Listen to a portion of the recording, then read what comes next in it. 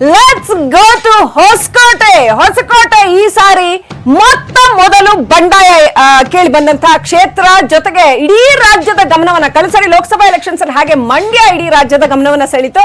ಈ ಸಾರಿ by elections ಅಲ್ಲಿ ಹೊಸಕೋಟೆ ಒಂದ್ ರೀತಿಯ ಸೆಂಟರ್ ಆಫ್ ಅಟ್ರಾಕ್ಷನ್ ಆಗಿತ್ತು.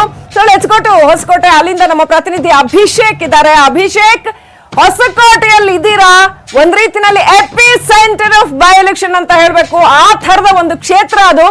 ಸೊ ಇಡೀ ಚುನಾವಣೆ ಯುದ್ಧಕ್ಕೂ ಸದ್ದು ಮಾಡ್ತಾ ಇತ್ತು ಆ ಕ್ಷೇತ್ರ ಬಿಕಾಸ್ ಆಫ್ ಶರತ್ ಬಚ್ಚೇಗೌಡರು ಬೆಳಬೆಳಗ್ಗೆ ಏನಾದ್ರೂ ಕೌಂಟಿಂಗ್ ಸೆಂಟರ್ ಹತ್ರ ಬಂದಿದ್ದಾರಾ? ಏನಿದೆ ಸಿಚುವೇಶನ್ ಅಭಿಷೇಕ್?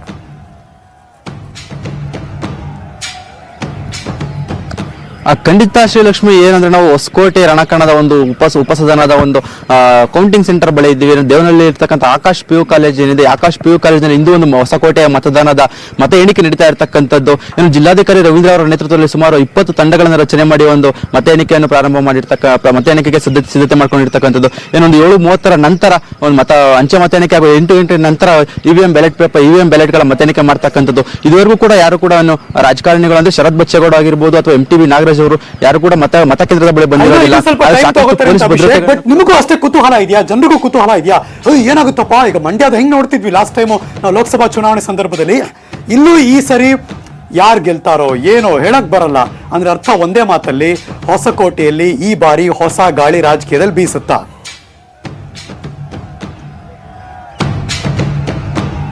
ಖಂಡಿತ ಹರೀಶ್, ಏನಂತಾರೆ ಇಡೀ ರಾಜ್ಯದ ಒಂದು ದಿಕ್ಕನ್ನ ಹೊಸಕೋಟೆ ಒಂದು ಆಕರ್ಷಣೆ ಮಾಡಿತ್ತು. ಏನು ಹೊಸಕೋಟೆ ಚುನಾವಣಾ ಕಣ ಏನಿದೆ, ಒಂದು ಶರತ್ ಬಚ್ಚೇಗೌಡ ಏನು ಹಾಲಿ ಸಂಸದ ಬಿಜೆಪಿ ಸಂಸದರ ಮಗನಾಗಿರ್ತಕ್ಕಂಥ ಶರತ್ ಬಚ್ಚೇಗೌಡರು ಬಿಜೆಪಿ ಟಿಕೆಟ್ಗಾಗಿ ಒಂದು ಬಂಡಾಯ ಎದ್ದಿರ್ತಕ್ಕಂಥ. ಅದೇ ರೀತಿ ಒಂದು ಕಾಂಗ್ರೆಸ್ನಿಂದ ಒಂದು ಅನರ್ಹರಾಗಿದ್ದ ಒಂದು MTV ನಾಗರಾಜ್ ಅವರು ಕೂಡ ಸಾಕಷ್ಟು ಅವರು ಕೂಡ ಒಂದು ಪ್ರಭಾವಿಗಳಾಗಿರ್ತಾರೆ. ಅವರು ಕೂಡ ಕಾಂಗ್ರೆಸ್ನಿಂದ ಬಿಜೆಪಿಯಿಂದ ಸ್ಪರ್ಧಿಸಿರ್ತಕ್ಕಂಥದ್ದು. ಹೀಗಾಗಿ ಏನೊಂದು ಸಾಕಷ್ಟು ಬಂಡಾಯ ಕೂಡ ಇದೆ ಬಿಜೆಪಿಯಲ್ಲಿ. ಏನು ಶರತ್ ಬಚ್ಚೇಗೌಡರು ಗೆಲ್ತಾರೋ, ಶರತ್ ಬಚ್ಚೇಗೌಡರ ಸ್ವಾಭಿಮಾನ ಗೆಲ್ಲುತ್ತೋ ಅಥವಾ ಇನ್ನೊಂದು MTV ನಾಗರಾಜ್ ಅವರು ಗೆಲ್ತಾರೋ ಅಂತ ಒಂದು ಸಾಕಷ್ಟು ಕುತೂಹಲ ಕೂಡ ಜನರಲ್ಲಿ ಇರ್ತಕ್ಕಂಥದ್ದು. ಅದೇ ರೀತಿ ಏನು ಶರತ್ ಬಚ್ಚೇಗೌಡರ ಒಂದು ಸ್ವಾಭಿಮಾನದ ಕಹಳೆ ಊದಿದ್ದಾರೆ. ಏನೋ ಒಂದು ನಮ್ಮ ಮಂಡ್ಯದಲ್ಲಿ ಯಾವ ರೀತಿ ಒಂದು ಸುಮಲತಾ ಸ್ವಾಭಿಮಾನದ ಕಹಳೆ ಊದಿದ್ರು, ಅದೇ ರೀತಿ ಸ್ವಾಭಿಮಾನದ ಮಾತುಗಳು ಕೂಡ ಈಗ ಒಂದು ಹೊಸಕೋಟೆ ಕ್ಷೇತ್ರದಲ್ಲಿ ಕೇಳಿ ಬರ್ತಾ ಇರ್ತಕ್ಕಂಥದ್ದು. ಶರತ್ ಬಚ್ಚೇಗೌಡರ ಸ್ವಾಭಿಮಾನ so much, but will come back. ಮತ್ತೆ ವಾಪಸ್ ಬರ್ತಿರ್ತೀವಿ. ಇವತ್ತು ಇಡೀ ದಿನ ನಿಮಗೂ ಭರ್ಜರಿ ಆದಂತಹ ಕೆಲಸ ಅಂತೂ ಇದ್ದೇ ಇರುತ್ತೆ. ನೇರವಾಗಿ ಮಗದೊಂದು ಉತ್ತರ ಕರ್ನಾಟಕ ಭಾಗ, ಅದರಲ್ಲೂ ಬಳ್ಳಾರಿಯ ಭಾಗ ಅಂದ್ರೆ ಏನ್ ಧೂಳೆಬ್ಬಿಸ್ತಾರೆ ಅಂತ. ಆದ್ರೆ ಈ ಬೈ ಎಲೆಕ್ಷನ್ ಕುರುಕ್ಷೇತ್ರದಲ್ಲಿ ಬಳ್ಳಾರಿ, ಅಲ್ಲಿಂದ ನನ್ನ ಕೊಲೀಗ್ ನೇರ ಸಂಪರ್ಕದಲ್ಲಿ ಜಾಯ್ನ್ ಆಗ್ತಿದ್ದಾರೆ, ಶರಣು ಹಂಪಿ. ವೆರಿ ಗುಡ್ ಮಾರ್ನಿಂಗ್ ಶರಣು ಹಂಪಿ. ಬಳ್ಳಾರಿ ಅಂದ್ರೆ ವಿಜಯನಗರ ಸಾಮ್ರಾಜ್ಯ ನೆನಪಾಗುತ್ತೆ. ಇದುವರೆಗೆ ತುಂಬಾ ಜನ ಆಳ್ಬಿಟ್ಟಿದ್ದಾರೆ. ಆದ್ರೆ ಈ ಕಲಿಯುಗದಲ್ಲಿ ಈ ಬೈ ಎಲೆಕ್ಷನ್ ಕುರುಕ್ಷೇತ್ರದಲ್ಲಿ ಎಲೆಕ್ಷನ್ ಗೆದ್ದು ಆಳುವ ನಾಯಕ ಯಾರು ಅನ್ನೋ ಪ್ರಶ್ನೆಗೆ ಉತ್ತರ ಏನು ಅಲ್ಲಿ?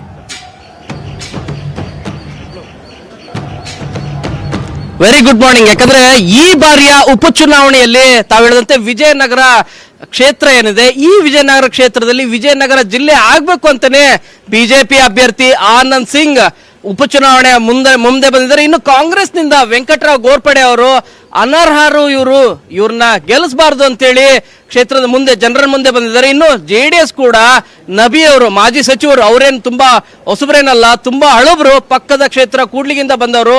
ಇವ್ರು ಮೂವರು ಕೂಡ ಜಿದ್ದಿನಿಂದ ಕ್ಷೇತ್ರಾದ್ಯಂತ ಪ್ರಚಾರವನ್ನ ಮಾಡಿದ್ದಾರೆ. ಶರಣು ಹಂಪಿ, ನೀವು ನಬಿ ಅವರ ಹೆಸರು ತೆಗೆದಾಗ ನೆನಪಾಯ್ತು. ನಬಿ ಅವರು ನಾವಲ್ಲಿ ಬಂದು ಅಖಾಡ ಕುರುಕ್ಷೇತ್ರ ಮಾಡಿದಾಗ ಬಹಳ ಕೋಆಪರೇಟ್ ಮಾಡಿದ್ರು. ಅವ್ರು ಬಂದು ನಿಂತ್ಕೊಂಡು ಸ್ವತಃ ಬಹಳ ಚೆನ್ನಾಗಿ ಮಾತನಾಡಿದ್ರು. ಆದ್ರೆ ಅವರು ಬಹಳ ಸಜ್ಜನಿಕೆಯ ರಾಜಕಾರಣ ಮಾಡ್ಕೊಂಡ್ ಬಂದವರು. ಅವ್ರು ಆನಂದ್ ಸಿಂಗ್ ಅವ್ರ ಕಡೆ ಕ್ಯಾಂಡಿಡೇಟ್, ಈ ತರ ಎಲ್ಲ ಒಳಗಡೆ ಮಾತುಗಳು ಕೇಳಿ ಬರ್ತಾ ಇತ್ತು. ಸೊ ನಬಿ ಅವರು ಕಂಟೆಸ್ಟ್ ಮಾಡಿರ್ತಕ್ಕಂಥದ್ದು ಈಗಾಗಲೇ ನಾವು ಶಿವಾಜಿನಗರದಲ್ಲಿ ಕೇಳ್ದಂಗೆನೆ ಯಾರಿಗೆ ಥ್ರೆಟ್ ಅಂತ, ಕಾಂಗ್ರೆಸ್ ಥ್ರೆಟ್ ಅಥವಾ ಓಟ್ ಹೊಡಿಯುತ್ತಾ ಇಲ್ವಾ, ಬಿಜೆಪಿಗೆ ಸಪೋರ್ಟ್ ಆಗತ್ತಾ ಅಥವಾ ಥ್ರೆಟ್ ಆಗತ್ತಾ, ಏನಾಗುತ್ತೆ? ಸಹಜವಾಗಿ ಶ್ರೀಲಕ್ಷ್ಮಿ, ಜನರು ಲೆಕ್ಕಾಚಾರ ಮಾತಾಡ್ತಾರೆ. ಯಾಕಂದ್ರೆ JDS ನ ಓಟ್ಗಳು ಎಲ್ಲವೂ ಕೂಡ ಅವು ಯಾವ ಹೋಗ್ತವೆ ಅವೆಲ್ಲವೂ ಕೂಡ ಬಿಜೆಪಿಗೆ ಪ್ಲಸ್ ಆಗತ್ತೆ, ಕಾಂಗ್ರೆಸ್ಗೆ ಮೈನಸ್ ಆಗತ್ತೆ. ಇಲ್ಲೂ ಕೂಡ ಅದೇ ರೀತಿ ಮಾತಾಡ್ತಿರೋದು. ಮತ್ತು ಶ್ರೀಲಕ್ಷ್ಮಿ, ತಾವು ಹೇಳಿದಂತೆ JDS ತೆಗೆದುಕೊಳ್ಳುವಂತ ಓಟ್ಗಳೇನಿದಾವೆ ಅವೆಲ್ಲವೂ ಕೂಡ ಕಾಂಗ್ರೆಸ್ಗೆ ಮೈನಸ್ ಆಗ್ತದೆ. ಮತ್ತು ಆನಂದ್ ಸಿಂಗ್ಗೆ ಸ್ವತಃ ನಿಲ್ಸಿದ್ದಾರೆ ಅಂತ ಪುಕಾರ್ಗಳೇ ಬಿದ್ರು. ನಾವು ಪ್ರತಿ ಸರಿ ಪ್ರಚಾರಕ್ಕೆ ಹೋದಾಗ ಕೂಡ ಅವ್ರು ಮಾತಾಡ್ಸಾಗ ಅವ್ರು ಹೇಳ್ತಾ ಇರೋದು, ನಾನು ಯಾವುದೇ ಹಣಕ್ಕಾಗ್ಲಿ ಇದಕ್ಕಾಗ್ಲಿ ಯಾವುದಕ್ಕೂ ಈಲ್ಡ್ ಆಗಿಲ್ಲ, ನಾನು ಪ್ರತ್ಯೇಕವಾಗಿ ನಿಂತಿದ್ದೀನಿ, ನಾನು ಪ್ರಬಲ ಪೈಪೋಟಿ ಕೊಡ್ತಾ ಇದ್ದೀನಿ, ಈ ಸರಿ ಜನ ಚೇಂಜ್ ಬಯಸ್ತಾ ಇದ್ದಾರೆ ಅನ್ನೋ ಮಾತನ್ನು ಹೇಳ್ತಾರೆ.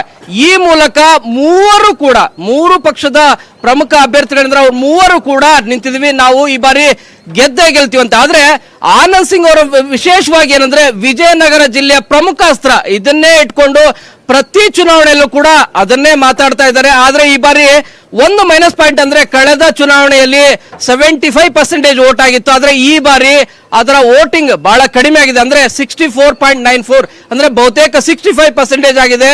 ಈ 10% ಬಿಜೆಪಿಗೆ ಹೊಡೆತ ಅಂತಾನೆ ವಿಶ್ಲೇಷಣೆ ಮಾಡಲಾಗ್ತಿದೆ. ಒಟ್ಟು 1,50,000 ಚಿಲ್ಲರೆ ಏನು ಮತದಾನ ಆಗಿರೋದು, ಇದರಲ್ಲಿ ಬಿಜೆಪಿ ಎಷ್ಟು ಮತಗಳನ್ನ ಪಡಿತದೆ ಅಂತೇಳಿ. ಇನ್ನೊಂದು ಪ್ರಮುಖ ಅಂತಂದ್ರೆ ಬಿಜೆಪಿಯ ಬಂಡಾಯ ಅಭ್ಯರ್ಥಿಯಾಗಿ ಕವಿರಾಜ್ ಅರಸ್ ಅವರು ಈ ಬಾರಿ ಸ್ಪರ್ಧೆ ಮಾಡಿರೋದು, ಅವರು ತೆಗೆದುಕೊಳ್ಳುವಂತ ಒಂದೊಂದು ಓಟು ಕೂಡ ಬಿಜೆಪಿಗೆ ಹೊಡೆತಾನೆ. 10,000ಕ್ಕೂ ಹೆಚ್ಚು ಓಟ್ಗಳನ್ನ ಪಡೆದ್ರೆ ಅದು ಬಿಜೆಪಿಯ ಆನಂದ್ ಸಿಂಗ್ಗೆ ದೊಡ್ಡ ಹೊಡೆತನೆ ಆಗ್ತದೆ. Srilakshmi, right, thank you. Stay with us Sharanu Hampi. ಈಗಾಗಲೇ ನಾವು ಹೇಳ್ತಾ ಇದ್ದ ಹಾಗೆ ಇಡೀ ದಿನ ನಿಮ್ಗೂ ಕೂಡ ಬಹಳ ಕೆಲಸ ಇದೆ. ಕೇಳ್ಬೇಕು ಶರಣು ಹಂಪಿಗೆ. ಆಕ್ಚುಲಿ ಅಲ್ಲಿ ಕಮ್ ಬ್ಯಾಕ್. ನಿಮ್ಗೆ ಧನ್ಯವಾದ ಹೇಳಕ್ ಮುಂಚೆ ಶರಣು ಒಂದ್ ಮಾತು ಹೇಳಿ, ಆ ಭಾಗದಲ್ಲಿ ವ್ಯಕ್ತಿ ತುಂಬಾ ಇಂಪಾರ್ಟೆಂಟ್ ಆ ಜನಕ್ಕೆ ಅಥವಾ ಪಕ್ಷ ಇಂಪಾರ್ಟೆಂಟ್? ಯಾಕೆ ಪ್ರಶ್ನೆ ಅಂದ್ರೆ, ಈಗ ಯಾರು ಬಿಜೆಪಿಯಿಂದ ನಿಂತಿದ್ದಾರೆ ಅವ್ರು ಆ ಪಕ್ಷದಲ್ಲಿರ್ಲಿ ಬೇರೆ ಪಕ್ಷದಲ್ಲಿರ್ಲಿ, ಕಳೆದ ಬಾರಿ ಎಲೆಕ್ಷನ್ ಅಲ್ಲಿ ಅವ್ರ ಪಕ್ಷ ನೋಡ್ಲೇ ಇಲ್ಲ, ಗೆಲ್ಲಿಸ್ಬಿಟ್ಟಿದ್ರು. ಬಟ್ ಈ ಬಾರಿ ಹಂಗೆ ಆಗ್ತಿದ್ಯಾ ಇಲ್ವಾ? ಕಳೆದ 4 ಚುನಾವಣೆಗಳನ್ನು ನೋಡಿದ್ರೆ ವ್ಯಕ್ತಿ ಬಹಳ ಇಂಪಾರ್ಟೆಂಟ್ ಅನ್ನೋದು ಗೊತ್ತಾಗ್ತದೆ. ಯಾಕಂದ್ರೆ 2 ಬಾರಿ ಬಿಜೆಪಿಯಿಂದ ಅಭ್ಯರ್ಥಿಯಾಗಿ ಗೆಲುವನ್ನು ಸಾಧಿಸ್ತಾರೆ. ಕಳೆದ ಬಾರಿ ಕಾಂಗ್ರೆಸ್ನಿಂದ ಸ್ಪರ್ಧೆ ಮಾಡಿದಂತ ಆನಂದ್ ಸಿಂಗ್ ಕಾಂಗ್ರೆಸ್ನಿಂದಲೂ ಗೆಲುವನ್ನ ಪಡಿತಾರೆ. ಒಟ್ಟು 3 ಸಾರಿ ಕಂಟಿನ್ಯೂಸ್ ಆಗಿ ಗೆದ್ದಿರುವಂತ ಆನಂದ್ ಸಿಂಗ್ ಈ ಬಾರಿ ಮತ್ತೆ ಬಿಜೆಪಿ ಬಂದಿದ್ದಾರೆ. ಅವರ ಕಡೆಗೆ ವೇವ್ ಇದೆ. ಈ ಮೂಲಕ ಹೇಳ್ತಿರೋದೇನಂದ್ರೆ ವ್ಯಕ್ತಿ ಇಂಪಾರ್ಟೆಂಟ್ ಅನ್ನೋದು ವಿಜಯನಗರ ಕ್ಷೇತ್ರದಲ್ಲಿ ಜನರು ಮಾತಾಡ್ತಾ ಇದ್ದಾರೆ. ರೈಟ್, ಲಾಸ್ಟ್ 3 ಎಲೆಕ್ಷನ್ಸ್ ಅಲ್ಲೂ ಹಾಗೆ ಆಗಿದ್ದನ್ನ ನಾವು ನೋಡಿದೀವಿ. Stay with Sharanu Hampi. ನಾವು will come back to you for more details. ಹಾಗೇನೆ KR ಪೇಟೆಗೆ ಹೋಗೋಣ. KR ಪೇಟೆನಲ್ಲಿ ಏನ್ ಸಿಚುವೇಶನ್ ಅಂತ ನಮ್ಮ ಪ್ರತಿನಿಧಿ ರಾಘವೇಂದ್ರ ನೇರ ಸಂಪರ್ಕದಲ್ಲಿದ್ದಾರೆ. ರಾಘವೇಂದ್ರ, ಬೆಳ್ಳಂಬೆಳಗ್ಗೆ KR ಪೇಟೆನಲ್ಲಿ ಏನ್ ಸಿಚುವೇಶನ್ ಇದೆ? ಯಾಕಂತಂದ್ರೆ ಸಾಕಷ್ಟು ಅಲ್ಲಿ ವಾಗ್ಯುದ್ಧಗಳಾಗೋದು. HD ರೇವಣ್ಣವರು ಬಿಜೆಪಿ ಕ್ಯಾಂಡಿಡೇಟ್ ಎಗೇನೆಸ್ಟ್ ಇದ್ ಮಾಡಿದ್ರು, ಏನು ಆರೋಪ ಮಾಡಿದ್ರು, ಹಣ ಹಂಚಿಕೆ ಆರೋಪ ಕೇಳ್ಬಂತು, ಗಂಭೀರವಾದ ಇದು ಕೇಳ್ಬಂತು, ಆರೋಪಗಳು ಕೇಳ್ಬಂತು. ಅಂದ್ರೆ 3 ಪಕ್ಷಗಳು, ಇನ್ಫ್ಯಾಕ್ಟ್ JDS ಮತ್ತು ಬಿಜೆಪಿ ಎರಡೂ ಕೂಡ KR ಪೇಟೆ ಚುನಾವಣೆಯನ್ನ ವೈಯಕ್ತಿಕ ಪ್ರತಿಷ್ಠೆಯ ಪಣವನ್ನಾಗಿ, ಅತ್ಯಂತ ಜಿದ್ದಿನ ಪಣವನ್ನಾಗಿ ತೆಗೆದುಕೊಂಡಿದ್ದಾವೆ ಅನ್ನೋದು ಬಹಳ ಬಹಳ ಸ್ಪಷ್ಟ. ಸೊ ಹಾಗಿದೆ ಗ್ರೌಂಡ್ ರಿಪೋರ್ಟ್.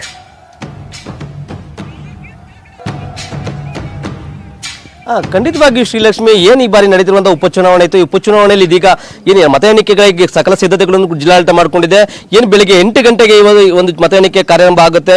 ಈಗಾಗಲೇ ಕೂಡ 3 ಪಕ್ಷದ ಅಭ್ಯರ್ಥಿಗಳಲ್ಲಿ ಎದೆ ನಡುಕ ಶುರುವಾಗಿರುವಂತದ್ದು. ಯಾಕೆ ಅಂದ್ರೆ ಪ್ರಮುಖವಾಗಿ ಈಗ ಒಂದು ಕ್ಷೇತ್ರವನ್ನು ನೋಡೋದೇ ಆದ್ರೆ, ಏನು ಕಳೆದ ಬಾರಿ JDS ನಿಂದ ಗೆದ್ದಂತಹ ನಾರಾಯಣಗೌಡರು ಅನರ್ಹ ಶಾಸಕರಾಗಿ ಏನು JDS ಪಕ್ಷಕ್ಕೆ ರಾಜೀನಾಮೆ ಕೊಟ್ಟಿದ್ರು, ಈಗ ಅವರು ಬಿಜೆಪಿಯ ಪಕ್ಷದ ಅಭ್ಯರ್ಥಿಯಾಗಿ ಸ್ಪರ್ಧೆ ಮಾಡಿದ್ದಾರೆ. ಹಾಗಾಗಿನೇ ಕೂಡ ಇದನ್ನ CM BS ವೈ ಅವರು ಒಂದು ವೈಯಕ್ತಿಕ ವರ್ಚಸ್ಸನ್ನು ತಗೊಂಡು ಈ ಒಂದು ಕ್ಷೇತ್ರ ಮತ್ತೆ ತಮ್ಮ ಅಭ್ಯರ್ಥಿಯಾಗಿರುವಂತಹ ನಾರಾಯಣಗೌಡರನ್ನ ಗೆಲ್ಲಿಸಲೇಬೇಕು ಅಂತ ಹೇಳಿ ಒಂದು ಪ್ರತಿಷ್ಠೆನ ತಗೊಂಡಿದ್ರು. ಜೊತೆಗೆ ಏನು ಈ ಒಂದು ಪಕ್ಷದಲ್ಲಿ ಮುಖ್ಯವಾಗಿ ನೋಡೋದಾದ್ರೆ ಅನರ್ಹ ಶಾಸಕರನ್ನು ಸೋಲಿಸೋದೇ ನಮ್ಮ ಗುರಿ ಅನ್ನೋ ನಿಟ್ಟಿನಲ್ಲಿ ಕುಮಾರಸ್ವಾಮಿ ಅವರು ಕೂಡ ಈ ಒಂದು ಕ್ಷೇತ್ರಕ್ಕೆ ಖುದ್ದು ಬಂದು ಒಂದು ಪ್ರಚಾರವನ್ನು ಮಾಡುವ ಮೂಲಕ ನಾರಾಯಣಗೌಡರ ಮೇಲೆ ಒಂದು ವಾಗ್ದಾಳಿ ನಡೆದ್ರು. ಜೊತೆಗೆ ಏನು ಒಂದು ಹಣ ಹಂಚಿಕೆ ಆರೋಪ ಸೇರಿದಂತೆ ವಿವಿಧ ಅಂಶಗಳನ್ನು ಹೊಡ್ತಿರೋ ಸರ್ಕಾರವನ್ನೇ ದುರುಪಯೋಗ ಪಡಿಸಿಕೊಂಡು ಈ ಒಂದು ಕ್ಷೇತ್ರದಲ್ಲಿ ಒಂದು ಅಭ್ಯರ್ಥಿಯನ್ನು ಗೆಲ್ಲಿಸಿಕೊಳ್ಳಲಿಕ್ಕೆ ಒಂದು ಪ್ರಯತ್ನವನ್ನು ಮಾಡ್ತಿದ್ದಾರೆ ಅನ್ನೋ ನಿಟ್ಟಿನಲ್ಲಿ JDS ಕುಟುಂಬದ ವರಿಷ್ಠರಾಗಿರುವಂತಹ ದೇವೇಗೌಡರು ಸೇರಿದಂತೆ ಕುಮಾರಸ್ವಾಮಿ, ರೇವಣ್ಣ ಎಲ್ಲರೂ ಕೂಡ ಒಂದು ರೀತಿ ಸರ್ಕಾರದ ಮೇಲೆ ಮುಗಿಬಿದ್ದಿದ್ರು. ಹಾಗಾಗಿನೇ ಕೂಡ ಈ ಒಂದು ಕ್ಷೇತ್ರ ಒಂದು ಪ್ರತಿಷ್ಠೆಯ ಕಣವಾಗಿದೆ ಅಂತ ಹೇಳ್ಬೋದು.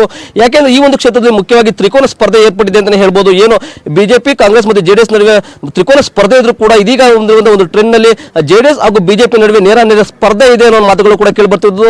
ಯಾಕೆಂದ್ರೆ ಒಂದು ಕಡೆ ಏನು ನಾರಾಯಣಗೌಡರು ಈಗ ಬಿಜೆಪಿ ಅಭ್ಯರ್ಥಿಯಾಗಿದ್ದಾರೆ, ಜೊತೆಗೆ ತಾಲೂಕಿನ ಅಭಿವೃದ್ಧಿ ಹೆಸರು ಹೇಳ್ಕೊಂಡು ಮತ್ತೆ ಮಂತ್ರಿಯಾಗುವ ಒಂದು ಭರವಸೆ ಮೇಲೆಗೆ ಈಗ ಅವರು ಕ್ಷೇತ್ರಾದ್ಯಂತ ಒಂದು ಪ್ರಚಾರವನ್ನು ಮಾಡಿ ಏನು ಜನರ ಮನವನ್ನು ಒಲಿಸುವ ಮೂಲಕ ಈ ಬಾರಿ ನನ್ನನ್ನು ಕೈ ಹಿಡಿದು ತಾಲೂಕಿನ ಅಭಿವೃದ್ಧಿ ಮಾಡ್ತೀನಿ ಅಂತ ಹೇಳಿ ಅವರು ಒಂದು ಪ್ರಚಾರವನ್ನು ಮಾಡಿ ಒಂದು ಈ ಬಾರಿ ಒಂದು ಮತಯಾಚನೆ ಮಾಡಿದ್ರು. ಆ ಕಾರಣಕ್ಕಾಗಿ ಜನರು ಒಂದು ಬಿಜೆಪಿಯನ್ನು ಬೆಂಬಲಿಸಿದ್ರೆ ಅನ್ನೋ ಮಾತುಗಳು ಕೇಳ್ಬಿಡ್ತಿದ್ರೆ. ಏನು JDS ನಲ್ಲಿ ಇರುವಂತಹ ಒಂದು ಟ್ರೆಂಡ್ ಏನೋ ಈ ಒಂದು JDS ಮಂಡ್ಯ ಜಿಲ್ಲೆಯ ಭದ್ರಕೋಟೆ, ಹಾಗಾಗಿನೇ ಕೂಡ ಮತ್ತೆ ಈ ಒಂದು ಕ್ಷೇತ್ರದ ಜನರು ಮತ್ತೆ JDS ನ ಕೈ ಹಿಡಿತಾರೆ ಅನ್ನೋ ಮಾತುಗಳ ಮೇರೆಗೆ ಈ ಒಂದು ಕ್ಷೇತ್ರದಲ್ಲಿ ಕುಮಾರಸ್ವಾಮಿ ಹಾಗೂ ರೇವಣ್ಣನ ವರ್ಚಸ್ಸು ಕೂಡ ಜಾಸ್ತಿ ಇರೋದ್ರಿಂದ ಎಲ್ಲರೂ ಕೂಡ ಏನು ಈ ಕ್ಷೇತ್ರದ ಮತದಾರರೆಲ್ಲರೂ ಕೂಡ ಮತ್ತೆ JDS ನ ಕೈ ಹಿಡಿತಾರೆ. ಆ ಕಾರಣಕ್ಕಾಗಿ ಇಲ್ಲಿ JDS ಮೇಲೆಗೆ ಸಾಧಿಸುತ್ತೆ ಅನ್ನೋ ಮಾತುಗಳು ಕೂಡ ಕೇಳಿ ಬರ್ತಿರುವಂತದ್ದು. ಒಟ್ಟಾರೆಗೆ ಈ ಒಂದು ಕ್ಷೇತ್ರವನ್ನು ನೋಡೋದೇ ಆದ್ರೆ ನಿಜಕ್ಕೂ ಕೂಡ ತ್ರಿಕೋನ ಸ್ಪರ್ಧೆ ಇದೆ ಅಂತ ಹೇಳ್ಬೋದು. ಯಾಕೆಂದ್ರೆ ಕಾಂಗ್ರೆಸ್ ಕೂಡ ಇತರ ಹಿಂದೆ ಬಿದ್ದಿಲ್ಲ. ಏನು ಸಿದ್ದರಾಮಯ್ಯನವರು ಮತ್ತೆ ಒಂದು ಮುಂಚೂಣಿಗೆ ಬಂದು ಈ ಒಂದು ಕ್ಷೇತ್ರದಲ್ಲಿ ಪ್ರಚಾರವನ್ನು ಮಾಡಿದ್ರು. ಆ ಕಾರಣಕ್ಕಾಗಿನೇ ಈ ಒಂದು ಕ್ಷೇತ್ರ ಈಗ ಮತ್ತೆ ಈ ಮೂವರ ನಡುವೆ ಏನು ನಾರಾಯಣಗೌಡ, ಚಂದ್ರಶೇಖರ್ ಮತ್ತೆ BL ದೇವರಾಜ್ ನಡುವೆ ತ್ರಿಕೋನ ಸ್ಪರ್ಧೆ ಇದೆ. ಇನ್ನು 8 ಗಂಟೆಗೆ ಒಂದು ಮತ ಎಣಿಕೆ ಕಾರ್ಯ ಆರಂಭ ಆಗುತ್ತೆ. ಸುಮಾರು 1,66,000 ಮತಗಳು ಕೂಡ ಚಲಾವಣೆ ಆಗಿರುವಂತದ್ದು. ಹಾಗಾಗಿನೇ ಕೂಡ ಈ ಮತಗಳೆಲ್ಲವೂ ಕೂಡ ಯಾರಿಗೆ ಬೀಳುತ್ತೆ, ಏನಾಗುತ್ತೆ ಅನ್ನೋದು ಕೂಡ ಈ ಒಂದು ಕ್ಷೇತ್ರದ ಮತದಲ್ಲಿ ಒಂದು ಕುತೂಹಲ ಮೂಡಿಸಿದೆ. ಈಗಷ್ಟೇ ಕೂಡ ಸಾಕಷ್ಟು ಸಿದ್ಧತೆಗಳನ್ನು ಮಾಡಿಕೊಂಡು ಎಲ್ಲರೂ ಕೂಡ ಈಗ ಮತ ಎಣಿಕೆ ಕೇಂದ್ರಕ್ಕೆ ಬರ್ತಾ ಇದ್ದಾರೆ. 8 ಗಂಟೆ ವೇಳೆಗೆ ಮತ ಎಣಿಕೆ ನಡೆಯುತ್ತೆ. 14 ಟೇಬಲ್ಗಳ ವ್ಯವಸ್ಥೆಯನ್ನು ಕೂಡ ಈಗ ಎಣಿಕೆಗೆ ಸಿದ್ಧ ಮಾಡಿಕೊಂಡಿರುವ ಜೊತೆಗೆ 19 ರೌಂಡ್ಗಳಲ್ಲಿ ಒಂದು ಮತ ಎಣಿಕೆ ಕಾರ್ಯ ನಡೆಯುತ್ತೆ. ಈ ಒಂದು ಕ್ಷೇತ್ರದ ಎಲ್ಲರೂ ಕೂಡ ಇದೀಗ ಕಡೆ ಎದುರು ನೋಡ್ತಿರುವಂತ ಒಂದು ರಿಸಲ್ಟ್ ಏನಪ್ಪಾ, ಏನು ಇವತ್ತು ಏನಾಗುತ್ತೆ, ಯಾರ ಒಂದು ಅಧಿಕಾರ ಇಲ್ಲಿ ಒಂದು ಕ್ಷೇತ್ರಕ್ಕೆ ಸಿಗುತ್ತೆ, ಯಾರು ಗೆಲ್ತಾರೆ, ಯಾರು ಶಾಸಕರಾಗ್ತಾರೆ ಅನ್ನೋ ಕುತೂಹಲ ಎಲ್ಲರಲ್ಲೂ ಇರುವಂತದ್ದು ಶ್ರೀಲಕ್ಷ್ಮಿ. ರೈಟ್ ರಾಘವೇಂದ್ರ, ಇನ್ನು KR ಪೇಟೆನಲ್ಲಿ ಅನರ್ಹತೆಯ ವಿಚಾರ ಎಷ್ಟರ ಮಟ್ಟಿಗೆ ಪ್ರಭಾವ ಬೀರಿದೆ? ಮತ್ತೆ ನಾರಾಯಣಗೌಡ್ರಿಗೆ ಅದು JDS ಭದ್ರಕೋಟೆ KR ಪೇಟೆ ಲಾಸ್ಟ್ ಟೈಮು, ಸೊ ಈ ಸಾರಿನೂ ಕೂಡ ಆ ಒಂದು ಹೋಲ್ಡ್ ಉಳಿದಿದೆ ಅಂತ ಅನ್ಸುತ್ತಾ? ಯಾಕಂತಂದ್ರೆ ಲಾಸ್ಟ್ ಕೊನೆ ಅವರು ಏನು ನಾಮಪತ್ರ ಸಲ್ಲಿಸೋದಕ್ಕೆ ಬಂದಂತ ಸಂದರ್ಭದಲ್ಲಿ ಅವ್ರ ಮೇಲೆ ಚಪ್ಪಲಿ ತೂರಾಟ ಆಗಿದ್ದಂಥದ್ದು, ಜನರ ಆಕ್ರೋಶ ವ್ಯಕ್ತಪಡಿಸಿದಂಥದ್ದು, ಹೀಗೆ ಅನೇಕ ಘಟನೆಗಳನ್ನ ನೋಡಿದ್ವಿ. ಸೊ ಹೇಗಿದೆ ಸಿಚುವೇಶನ್? ಖಂಡಿತವಾಗಿ ಶ್ರೀಲಕ್ಷ್ಮಿ, ಏನು 2 ಬಾರಿ ಶಾಸಕರಾಗಿದ್ದಂತಹ ನಾರಾಯಣಗೌಡರು JDS ನ ಸ್ಪರ್ಧೆ ಮಾಡಿ 2 ಸಾರಿ ಶಾಸಕರಾಗಿದ್ರು. ಆದ್ರೆ ಈ ಬಾರಿ ಅವರು ರಾಜೀನಾಮೆಯನ್ನು ಕೊಟ್ಟು ಈಗ ಬಿಜೆಪಿಗೆ ಸೇರ್ಪಡೆಯಾಗಿ ಬಿಜೆಪಿ ಅಭ್ಯರ್ಥಿ ಆಗಿರೋದಕ್ಕೆ ಸಾಕಷ್ಟು ವಿರೋಧ ವ್ಯಕ್ತ ಆಗಿತ್ತು. ಅದರಲ್ಲೂ ಕೂಡ ಮುಖ್ಯವಾಗಿ ಏನು ಕುಮಾರಸ್ವಾಮಿ ಸರ್ಕಾರವನ್ನು ಕೆಡವಲಿಕ್ಕೆ ಮುಖ್ಯ ಕಾರಣ ನಾರಾಯಣಗೌಡರ ಮಾತುಗಳು ಕೂಡ ಈ ಒಂದು ಕ್ಷೇತ್ರದ JDS ಮತದಾರರಲ್ಲಿ ಇರುವಂತದ್ದು. ಅಂದ್ರೆ JDS ನವರು ಪ್ರಮುಖವಾಗಿ ಹೇಳೋದೇ ಆದ್ರೆ ನಾರಾಯಣಗೌಡರನ್ನು ಸಂಪೂರ್ಣವಾಗಿ ಒಂದು ತಿರಸ್ಕಾರ ಮಾಡಿದ್ದಾರೆ. ಏನು ಈ ಒಂದು ಕ್ಷೇತ್ರದಲ್ಲಿ ಇರೋದಂತಹ JDS ನ ನಿರ್ಣಾಮಕ್ಕೆ ನಾರಾಯಣಗೌಡರ ಕಾರಣ. ಹಾಗಾಗಿ ಆ ಒಂದು ದಿನ ಏನು ನಾಮಪತ್ರ ಸಲ್ಲಿಕೆ ದಿನ KC ನಾರಾಯಣಗೌಡರ ಮೇಲೆ ಒಂದು ಚಪ್ಪಲಿ ತೂರಾಟ ಪ್ರಯತ್ನಗಳು ನಡೀತು. ಜೊತೆಗೆ ಸಚಿವರಾದ ಮಾಧುಸ್ವಾಮಿ ಅವರ ಮೇಲೆ ಹಲ್ಲೆ ಅಂತ ಯತ್ನಗಳು ಕೂಡ ನಡೀತು. ಹಾಗಾಗಿ ಎಲ್ಲೋ ಒಂದು ಕಡೆ ಈ ಒಂದು ಕ್ಷೇತ್ರದ ಮತದಲ್ಲಿ ಇರುವಂತದ್ದು ಅನರ್ಹ ಶಾಸಕರ ವಿರುದ್ಧವಾಗಿ ಸಾಕಷ್ಟು ಒಂದು ಪ್ರಚಾರವನ್ನು ಕೂಡ ಆಗಿರುವಂತದ್ದು ಶ್ರೀಲಕ್ಷ್ಮಿ. ರೈಟ್, ನಮ್ ಜೊತೆ ಹೀಗೆ ಸಂಪರ್ಕದಲ್ಲಿ ಇಡೀ ದಿನ ಇದೆಲ್ಲದರ ಮಾಹಿತಿಗಾಗಿ ಮತ್ತೆ will come back to you. ಹಾಗೇನೆ ನಾವು ಹುಣಸೂರಿಗೆ ಹೋಗೋಣ. ಹುಣಸೂರಲ್ಲಿ ಬಹಳ ಕುತೂಹಲ ಇದೆ ಈ ಸಾರಿ. ನಮ್ಮ ಪ್ರತಿನಿಧಿ ಪುಟ್ಟಪ್ಪ ನಮ್ಮ ಜೊತೆ ನೇರ ಸಂಪರ್ಕದಲ್ಲಿದ್ದಾರೆ. ಪುಟ್ಟಪ್ಪ, ನಾವು ಬೈ ಎಲೆಕ್ಷನ್ ಕುರುಕ್ಷೇತ್ರ ಆ ಕಾರ್ಯಕ್ರಮವನ್ನು ಆರಂಭ ಮಾಡಿದ್ದು ಹುಣಸೂರಿನಿಂದ. ಅಲ್ಲಿ ಇಂಥದ್ದೊಂದು ಕಾರ್ಯಕ್ರಮ ಮಾಡ್ತಾ ಇದೀವಿ ಅಂತ ಹೇಳಿದಾಗ ಸಿಕ್ಕಾಪಟ್ಟೆ ಜನ ಸೇರಿದ್ರು ಮತ್ತು ಎಷ್ಟರ ಮಟ್ಟಿಗೆ ಎಲೆಕ್ಷನ್ ಹವಾ ಅಲ್ಲಿ ಗರಿಗೆದ್ರಿತ್ತು ಅನ್ನೋದು ಅದರಿಂದಾನೇ ಗೊತ್ತಾಯ್ತು. ಸೊ ಅಲ್ಲಿ ವಿಶ್ವನಾಥ್ ಅವರನ್ನ ಸೋಲಿಸಲೇಬೇಕು ಅಂತ ಒಂದು ಬಹುದೊಡ್ಡ ಜಿದ್ದು. ಮತ್ತೊಂದ್ ಕಡೆ 2 ಸಾರಿ ಶಾಸಕರಾಗಿ ಸಾಕಷ್ಟು ಅನುಭವ ಇರ್ತಕ್ಕಂತ ಮಂಜುನಾಥ್ ಅವರಿಗೆ ಸಿದ್ದರಾಮಯ್ಯನವರ ಬೆಂಬಲ.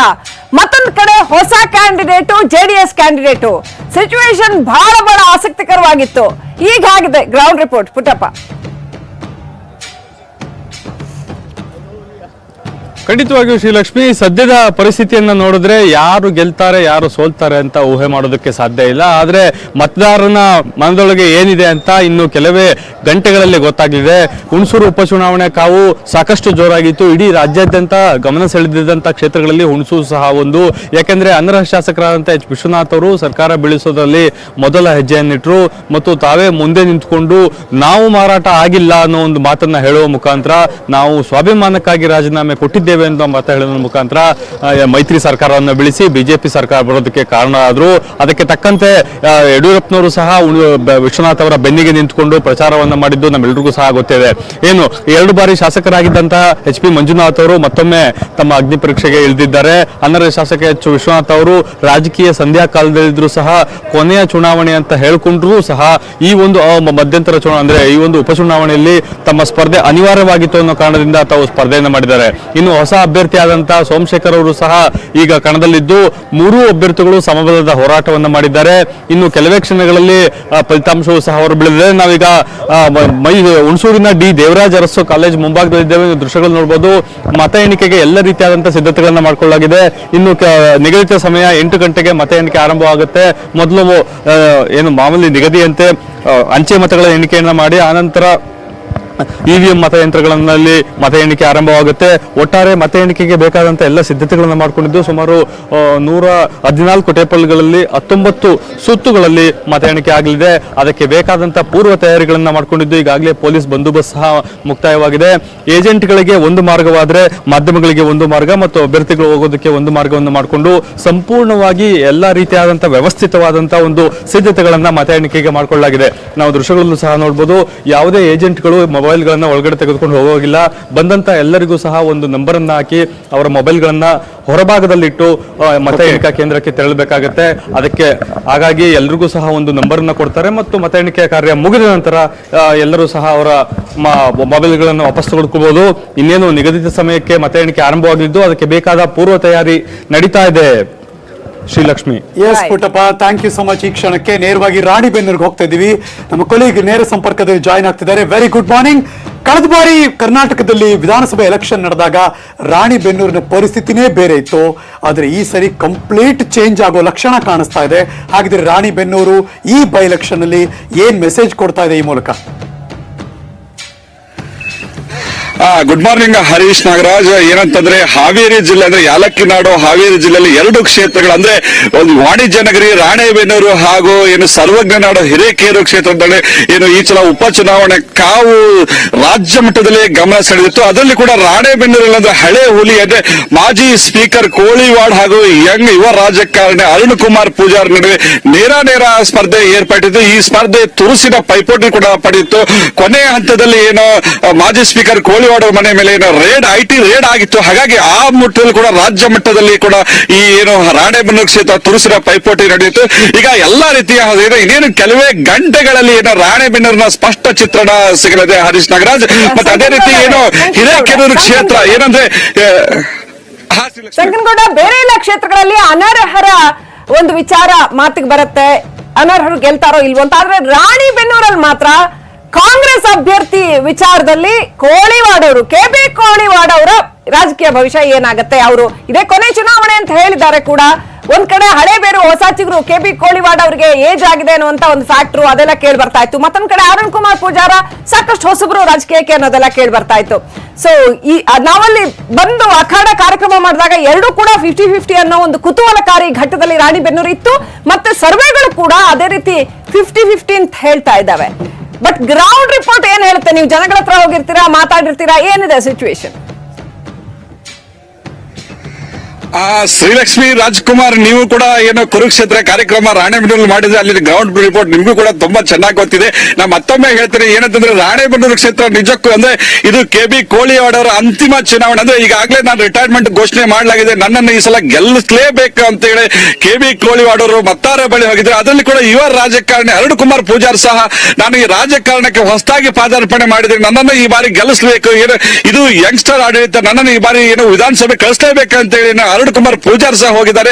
ಅಷ್ಟೇ ಅಲ್ಲದೆ ಕೂಡ ಈ ಏನು ಬಿಜೆಪಿಯ ಪರವಾಗಿ ಗೃಹ ಸಚಿವ ಬಸವರಾಜ ಬೊಮ್ಮಾಯಿ ಅವರು ಏನು ಪೂರ್ತಿ ಅಖಾಡಕ್ಕೆ ಇದು ಏನಾದ್ರೂ ಚುನಾವಣೆ ಗೆಲುವು ಸೋಲು ಅದು ಬಸವರಾಜ ಬೊಮ್ಮಾಯಿ ಅವರ ಒಂದು ನೇರ ಹೊಣೆ ಆಗ್ತಾರೆ. ಅಂದ್ರೆ ಅವರ ನೇತೃತ್ವದೊಳಗೆ ಅವರೇ ಸ್ವತಃ ಏನು ಕ್ಷೇತ್ರದಲ್ಲಿ 15 ದಿನಗಳನ್ನು ವಾಸ್ತವ್ಯ ಹೂಡಿ ಏನು ಚುನಾವಣೆ ನೀಡ್ತಾ ಇದ್ರೆ. ಅಷ್ಟೇ ಅಲ್ಲದೆ ಕೂಡ ಏನು ಕಾಂಗ್ರೆಸ್ ಅಲ್ಲಿ ಕೂಡ ಕೆಬಿ ಕೋಳಿವಾಡ್ ಅವರು ಈ ಸಲ ಜಿದ್ದಾಜಿದ್ದನ ಪೈಪೋಟಿ ಕೊಟ್ಟಿದ್ದಾರೆ. ಇದು ಕೆಬಿ ಕೋಳಿವಾಡ್ ಅವರಿಗೆ ಒಂದು ರಾಜಕೀಯದ ಅಳುವು ಉಳಿವಿನ ಪ್ರಶ್ನೆನಕ್ಕಿಂತಲೂ ಅರುಣ್ ಕುಮಾರ್ ಪೂಜಾರ್ ಅವರಿಗೆ ಈ ರಾಜಕೀಯ ಬಹುಶಃ ಹೊಸ ನಾಂದಿ ಹಾಡಲಿದೆ.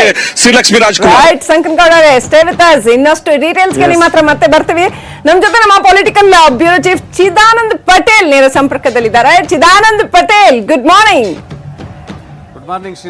ಚಿದಾನಂದ್ ಪಟೇಲ್, ಹೇಗಿದೆ ಇಡೀ ರಾಜ್ಯದಲ್ಲಿ ಅತ್ಯಂತ ಕುತೂಹಲಕಾರಿ ಸನ್ನಿವೇಶ? ಏನು ವಿಧಾನಸಭಾ ಜನರಲ್ ಎಲೆಕ್ಷನ್ಸ್ ಒಂದ್ ರೀತಿ ಆದ್ರೆ, ಲೋಕಸಭಾ ಎಲೆಕ್ಷನ್ಸ್ ಒಂದ್ ರೀತಿ ಆದ್ರೆ, ಇವತ್ತಿರ್ತಕ್ಕಂತ ಒಂದು ಕುತೂಹಲ ಇದೆಯಲ್ಲ, ಅದು ಒಂದ್ ರೀತಿ ರಾಜಕೀಯ ಕಚಗುಳಿಯ ಕುತೂಹಲ ಅಂತ ಹೇಳ್ಬೇಕು. ಸೊ ಹಾಗಿದೆ ಸನ್ನಿವೇಶ. ಬೈ ಎಲೆಕ್ಷನ್ ಗ್ರೌಂಡ್ ರಿಪೋರ್ಟ್ ಎಲ್ಲೆಲ್ಲಿ ಏನೇನಿದೆ, ನಿಮ್ಮ ಹತ್ರ ಏನ್ ಸ್ಪೆಷಲ್ ರಿಪೋರ್ಟ್ ಇದೆ? ಎಲ್ಲ ಕೇಳಬಹುದು ಸ್ಟ್ರೈಟ್ ಆಗಿ. ಚಿದಾನಂದ್ ಪಟೇಲ್ ಅವರೇ, ಬಿಜೆಪಿ ಸರ್ಕಾರ ಇರುತ್ತಾ ಇರಲ್ವಾ?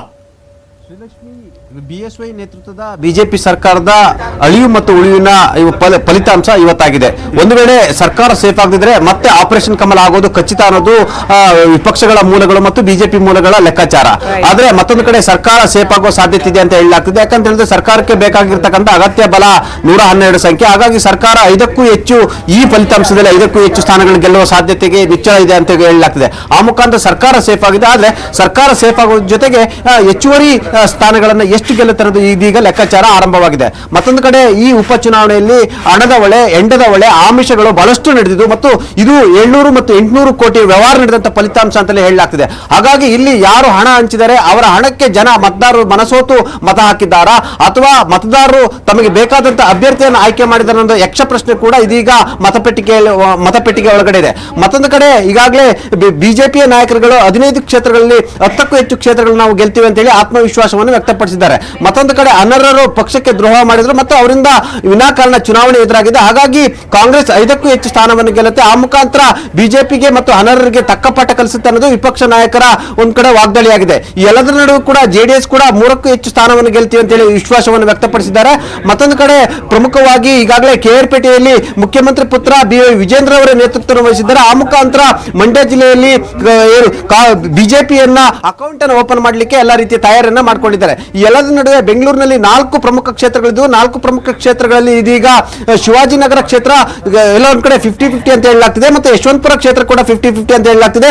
ಮಹಾಲಕ್ಷ್ಮಿ ಲೇಔಟ್ ಬಿಜೆಪಿಗೆ ಗೆಲುವಿನ ಸಾಧ್ಯತೆ ಇದೆ ಅನ್ನೋದು ಬಿಜೆಪಿ ಚಿದಾನಂದ ಪಟೇಲ್ ಒಂದೇ ಒಂದು ಚಿಕ್ಕದಾಗಿ ಕೇಳ್ಬಿಡ್ತೀನಿ ಅಷ್ಟೇ. ಇಷ್ಟೆಲ್ಲಾ ಕ್ಷೇತ್ರವನ್ನ ನೀವು ನೋಡಿದ್ದೀರಿ, ಪೊಲಿಟಿಕಲ್ ಬ್ಯೂರೋ ಹೆಡ್ ಮಾಡ್ತಿದ್ದೀರಿ, ನಿಮ್ದೊಂದು ಲೆಕ್ಕಾಚಾರ ಇದ್ದೇ ಇರುತ್ತೆ, ಬಿಕಾಸ್ ಇನ್ಸೈಡ್ ಇನ್ಫಾರ್ಮೇಶನ್ ಓಡಾಡ್ತಾನೆ ಇರುತ್ತೆ. ನಿಮ್ ಲೆಕ್ಕಾಚಾರ ಪ್ರಕಾರ 15 ಅಂತ ಮಾತಾಡ್ತಾರಲ್ಲ, ಅದು ಓಕೆನಾ?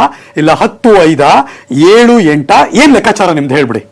ಹರೀಶ್ ನಾಗರಾಜ್ ಅವರೇ, ಸದ್ಯದ ಮಾಹಿತಿ ಪ್ರಕಾರ, ಸರ್ವೆಗಳ ಪ್ರಕಾರ, ಸ್ಥಳೀಯ ಏನು ನಾಯಕರುಗಳ ಅಭಿಪ್ರಾಯದ ಪ್ರಕಾರ ಬಿಜೆಪಿ 8ಕ್ಕೂ ಹೆಚ್ಚು ಸ್ಥಾನಗಳನ್ನ ಗೆಲ್ಲುತ್ತೆ ಅನ್ನೋದು ಕೂಡ ಸದ್ಯದ ಲೆಕ್ಕಾಚಾರವಾಗಿದೆ. ಹಾಗಾಗಿ ಬಿಜೆಪಿಗೆಲ್ಲ ಒಂದ್ ಕಡೆ ಸರ್ಕಾರ ಸೇಫ್ ಅನ್ನೋ ಒಂದು ಆತ್ಮವಿಶ್ವಾಸ ಇದೆ. ಅಲ್ಲಿ ಒಂದಂತ ಮುಗಿತು ಚಿದಾನಂದ್. ನಾವು ಇನ್ನಷ್ಟು ಡೀಟೇಲ್ಸ್ಗೆ ನಿಮ್ಮ ಹತ್ರ ಬರ್ತೀವಿ. ಬಹುಶಃ ಇಡೀ ದಿನ ಬ್ರೇಕಿಂಗ್ ನ್ಯೂಸ್ ಕೊಡೋ ಅಂತ ಮಹತ್ವದ ಕೆಲಸ ನಿಮ್ಗೆ ಕಾಯ್ತಾ ಇದೆ ಅಂತ ಅನ್ಸುತ್ತೆ. ಇವತ್ತಂತೂ very very important day. Let's go to Belagavi ಅಂತ ಅನ್ಸುತ್ತೆ. ಓಹೋ, ಸಾವ್ಕಾರ್ ಏನಾಗ್ತಾರೆ ಈ ಸರಿ ಅಂತ ಬಹಳ ಕುತೂಹಲ ಇದೆ ಇಡೀ ಕರ್ನಾಟಕದ ಜನತೆಗೆ. ಗೋಕಾಕ್ ವಿಧಾನಸಭಾ ಕ್ಷೇತ್ರ, ಅಲ್ಲಂತೂ ಅಣ್ಣ ತಮ್ಮಂದಿರ ಫೈಟ್, ಪಕ್ಷಗಳ ಫೈಟ್ ಎಲ್ಲವೂ ಕೂಡ ದೊಡ್ಡ ಮಟ್ಟದಲ್ಲಿ. ಹಂಗ್ ನೋಡಕ್ ಹೋದ್ರೆ ಈ ಸಮ್ಮಿಶ್ರ ಸರ್ಕಾರ ಬಿತ್ತಲ್ಲ, ಆವಾಗ ತಿರುಗಿ ನೋಡಿದ್ದೆ ಫಸ್ಟ್ ಆ ಭಾಗದಲ್ಲಿ, ಮುಂಬೈಗೆ ಹೋಗಿದ್ದೇನು, ನಡೆದಂತ ಬೆಳವಣಿಗೆ ಏನು, ಬಟ್ ಸ್ಟಿಲ್ ಅವ್ರು ಈ ಸರಿ ಮ್ಯಾನೇಜ್ ಮಾಡಿ ಗೆಲ್ಲೋಕ್ ಸಾಧ್ಯ ಅನ್ನೋದು ದೊಡ್ಡ ಮಟ್ಟದ ಪ್ರಶ್ನೆ. ಇದಕ್ಕೆ ನೇರವಾಗಿ ನನ್ನ ಕೊಲೀಗ್ ಅಲ್ಲಿಂದ ಲೈವ್ ಕೊಡಕ್ಕೆ ರೆಡಿ ಆಗಿದ್ದಾರೆ. Very good morning. ಈ ಸರಿ ಗೋಕಾಕ್ನ ಪರಿಸ್ಥಿತಿ ಬದಲಾವಣೆ ಆಗುತ್ತೆ ಎನ್ನುವ ಅಭಿಪ್ರಾಯ ವ್ಯಕ್ತವಾಗ್ತಾ ಇದೆಯಾ?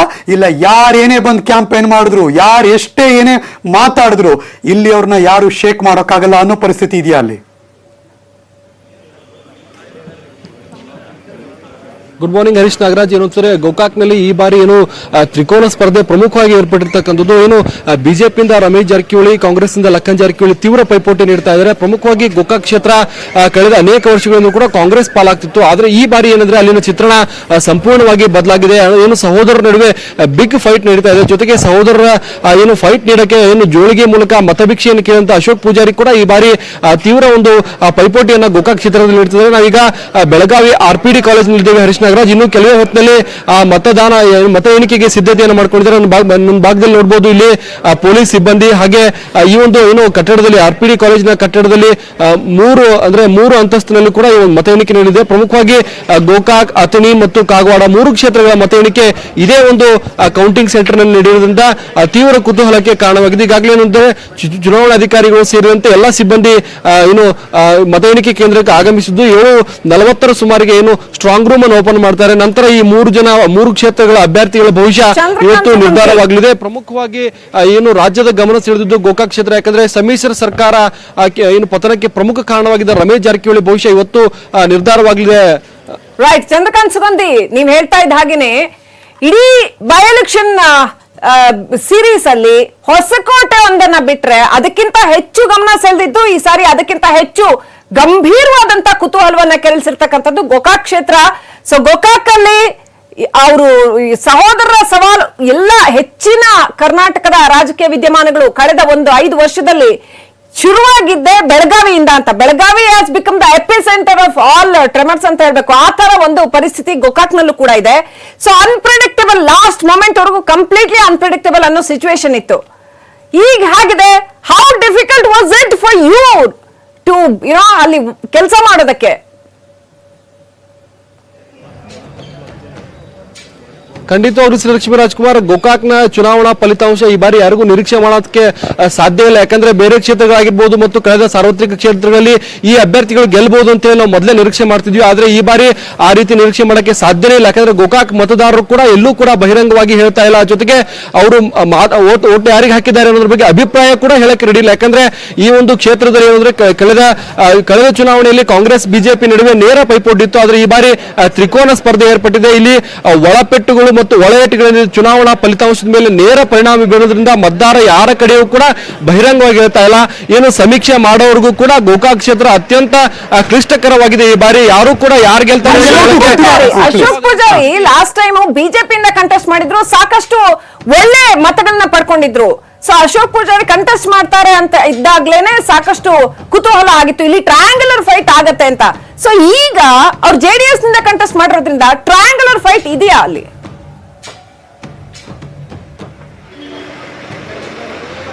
ಖಂಡಿತವಾಗ್ಲೂ ಶ್ರೀಲಕ್ಷ್ಮೀ ರಾಜ್ಕುಮಾರ್, ಯಾಕಂದ್ರೆ ಅಶೋಕ್ ಪೂಜಾರಿ ಅವರ ಮತದಾರ ಏನಿದ್ದಾರೆ ಅವರೆಲ್ಲರೂ ಕೂಡ ಬಹಿರಂಗವಾಗಿ ಕಾಣಿಸ್ಕೊಳ್ಳಲ್ಲ. ಅದು ಜಾರಕಿಹೊಳಿ ವಿರೋಧಿ ಮತಗಳು, ಪ್ರಮುಖವಾಗಿ ಯಾವುದೇ ಪಕ್ಷದಿಂದ ಅಶೋಕ್ ಪೂಜಾರಿ ಗೋಕಾಕ್ ಕ್ಷೇತ್ರದಲ್ಲಿ ನಿಂತ ಸಂದರ್ಭದಲ್ಲಿ 45,000ಕ್ಕೂ ಹೆಚ್ಚು ಮತಗಳನ್ನು ಅವರು ಪಡೆದಿದ್ದಾರೆ. ಯಾಕಂದ್ರೆ ಗೋಕಾಕ್ ಕ್ಷೇತ್ರದಲ್ಲಿ ಸುಮಾರು 35,000ಕ್ಕೂ ಹೆಚ್ಚು ಜಾರಕಿಹೊಳಿ ವಿರೋಧಿ ಮತಗಳಿವೆ. ಆ ಮತಗಳು ಮತ್ತು ಜೊತೆಗೆ ಏನು ಅನುಕಂಪದ ಅಲೆ, ಈ ಬಾರಿ ಏನು ಅಶೋಕ್ ಪೂಜಾರಿ ಕಳೆದ 3 ಚುನಾವಣೆ ಸತತವಾಗಿ ಸೋತಿದ್ದಾರೆ. ಆ ಅನುಕಂಪದ ಅಲೆ ಜೊತೆಗೆ ಏನು ಅಂತಂದ್ರೆ ಏನು ಜೆಡಿಎಸ್ ನಿಂದ ಸ್ಪರ್ಧಿಸಿದ ನಂತರ ಲಿಂಗಾಯತ ಮುಖಂಡರನ್ನ ಒಳಗೊಳಗೆ ಇವರು ಸೆಳೆಯ ಪ್ರಯತ್ನ ಮಾಡಿದ್ರು. ಸ್ವತಃ HD ಕುಮಾರಸ್ವಾಮಿ ಕೆಲ ಲಿಂಗಾಯತ ಮುಖಂಡರಿಗೆ ಫೋನ್ ಮಾಡಿ ಈ ಬಾರಿ ಬೆಂಬಲಿಸುವಂತೆ ಮನವಿ ಮಾಡಿದ್ರು.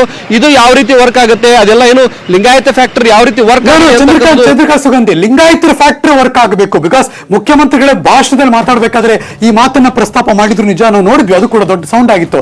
ಬಟ್ ಆ ಜನ ನಮ್ಮ ರಾಜ್ಯದಲ್ಲಿ ಬಿಜೆಪಿ ಲಿಂಗಾಯತರೊಬ್ರು ಮುಖ್ಯಮಂತ್ರಿ ಆಗಿದ್ದಾರೆ, ನಾವ್ಯಾಕೆ ಓಟ್ ಹಾಕಬಾರ್ದು ಅಂತ ಓಟ್ ಹಾಕಕ್ ಹೋಗ್ತಾರಾ? ಅಥವಾ ಈ ಕ್ಷೇತ್ರದಲ್ಲಿ ಇವ್ರು ನಿಂತಿದ್ದಾರೆ ಹಂಗಾಗಿ ಇಲ್ಲಿ ಓಟ್ ಹಾಕ್ಬೋಣ, ಇಲ್ಲಿ ಮಾತ್ರ ಗೆಲ್ಲಿಸ್ಕೋತೀನಿ ಅಂತ ಹೋಗುವಂತ ಮನಸ್ಥಿತಿಯಲ್ಲಿ ಇದ್ದಾರಾ?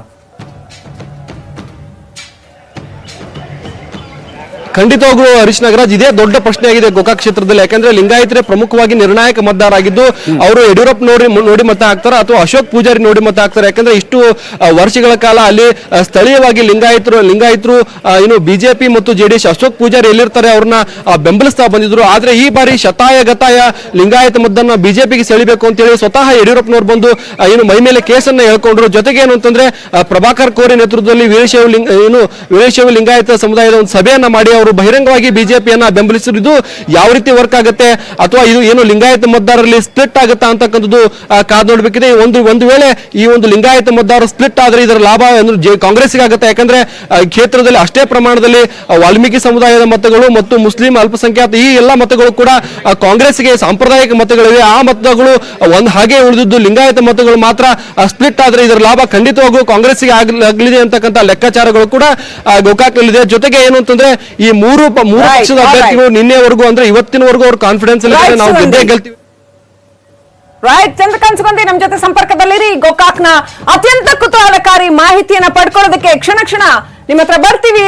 ಸೊ ಕೌಂಟಿಂಗ್ ಶುರುವಾದ ತಕ್ಷಣ ಎಲ್ಲದರ ಅಪ್ಡೇಟ್ ನಾವು ನಿಮಗೆ ಕೊಡ್ತೀವಿ. ನೋಡಿ ವೀಕ್ಷಕರ, 15 ಕ್ಷೇತ್ರಗಳಲ್ಲಿ 15 ಕ್ಷೇತ್ರಗಳು ಕೂಡ ಇಡೀ ರಾಜ್ಯ ರಾಜಕಾರಣದ ಎಲ್ಲ ಬಹಳ ಪ್ರಮುಖ ಈಕ್ವೇಷನ್ಸ್ ನ ಪ್ರತಿನಿಧಿಸ್ತಾ ಇದ್ದಾವೆ. ಎಲ್ಲಾ ಪ್ರಮುಖ ಏನು ವಿಚಾರಗಳನ್ನ ಅಲ್ಲಿ ನಾವು ಕಾಣಬಹುದಾಗಿದೆ. ಈ ದಿನ ಇದೆಯಲ್ಲ, ಇಡೀ ರಾಜ್ಯದ ಮತದಾರ ಕುತೂಹಲದಿಂದ ಕಾಯ್ತಾ ಇರ್ತಕ್ಕಂಥದ್ದು 15 ಕ್ಷೇತ್ರಗಳ ಜನ